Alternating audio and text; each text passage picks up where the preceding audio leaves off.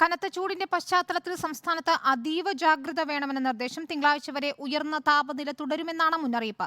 Summer ക്യാമ്പുകൾ നിർത്തിവെക്കാനും വിദ്യാഭ്യാസ സ്ഥാപനങ്ങൾ അടച്ചിടാനും നിർദ്ദേശം നൽകി. മുഖ്യമന്ത്രിയുടെ അധ്യക്ഷതയിൽ ചേർന്ന അവലോകന യോഗത്തിലാണ് നിർദ്ദേശങ്ങൾ ഉയർന്നത്. അല്ലമീൻ തോട്ടുമുക്ക് നൽകും വിവരങ്ങൾ. അമീൻ, കഴിഞ്ഞ ദിവസങ്ങളിലെല്ലാം വെന്തുരുകുന്ന ചൂടായിരുന്നു സംസ്ഥാനത്ത്. ഇന്നിപ്പോൾ മുഖ്യമന്ത്രിയുടെ അധ്യക്ഷതയിൽ തന്നെ അവലോകന യോഗം ചേർന്നതിന്റെ പശ്ചാത്തലത്താണ് പുതിയ നിർദ്ദേശങ്ങളെന്ന് മനസ്സിലാക്കാൻ കഴിയുന്നു. എന്തൊക്കെ നിർദ്ദേശങ്ങളാണ് മുന്നോട്ട് വയ്ക്കുന്നത് സർക്കാർ?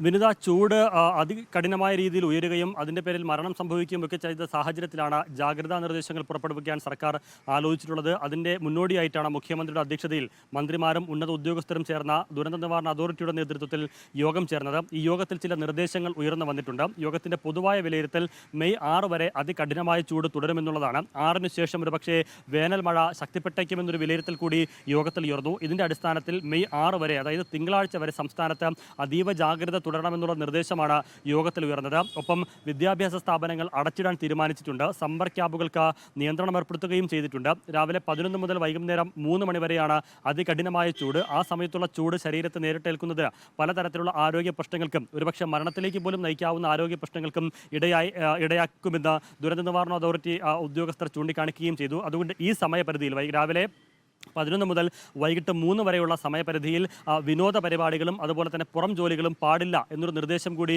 ഈ യോഗത്തിൽ ഉയർന്നിരിക്കുകയാണ്. ഇതുമായി ബന്ധപ്പെട്ട് നേരത്തെ തന്നെ തൊഴിൽ വകുപ്പ് ഉൾപ്പെടെ സർക്കുലർ പുറപ്പെടുവിച്ചിരുന്നു. ഉച്ചയ്ക്ക് 12-നും വൈകിട്ട് 3-നും ഇടയിൽ പുറം ജോലി ചെയ്യുന്ന ആളുകൾക്ക് നിർബന്ധിത വിശ്രമം നൽകണമെന്ന് തൊഴിൽ വകുപ്പ് നേരത്തെ നിർദ്ദേശം പുറപ്പെടുവിച്ചിരുന്നു. എന്ന് മാത്രമല്ല, സമ്മർ ക്യാമ്പുകൾക്കും പാലക്കാട് ഉഷ്ണതരംഗം ഉണ്ടായ പാലക്കാട് വിദ്യാഭ്യാസ സ്ഥാപനങ്ങളുമൊക്കെ അവധി പ്രഖ്യാപിക്കുകയും ചെയ്തിരുന്നു. അതിന് സംസ്ഥാനത്ത് എല്ലായിടത്തും സമാനമായ നിയന്ത്രണങ്ങൾ തുടരണമെന്നൊരു നിർദ്ദേശമാണ് യോഗത്തിൽ ഉയർന്നത്. ഈ നിർദ്ദേശങ്ങളിൽ അന്തിമ തീരുമാനം മുഖ്യമന്ത്രിയാണ് കൈക്കൊള്ളേണ്ടത്. അല്പസമയത്തിനകം മുഖ്യമന്ത്രിയുടെ ഓഫീസ് ഇത് സംബന്ധിച്ച് എന്തൊക്കെ നിർദ്ദേശമാണ് സംസ്ഥാനത്ത് നടപ്പിലാക്കേണ്ടതെന്ന് സംബന്ധിച്ചുള്ള നിർദ്ദേശം അല്പസമയത്തിനകം പുറപ്പെടുവിക്കും. ഈ നിർദ്ദേശങ്ങൾ യോഗത്തിൽ ഉയർന്നു വന്നവയാണ്. അതിന് അന്തിമ തീരുമാനമെടുക്കാൻ മുഖ്യമന്ത്രിയെ യോഗം ചുമതലപ്പെടുത്തുകയും ചെയ്തു. അല്പസമയത്തിനകം അക്കാര്യങ്ങളിൽ അന്തിമ തീരുമാനം പുറത്തുവരികയും ചെയ്യും. വിനിത.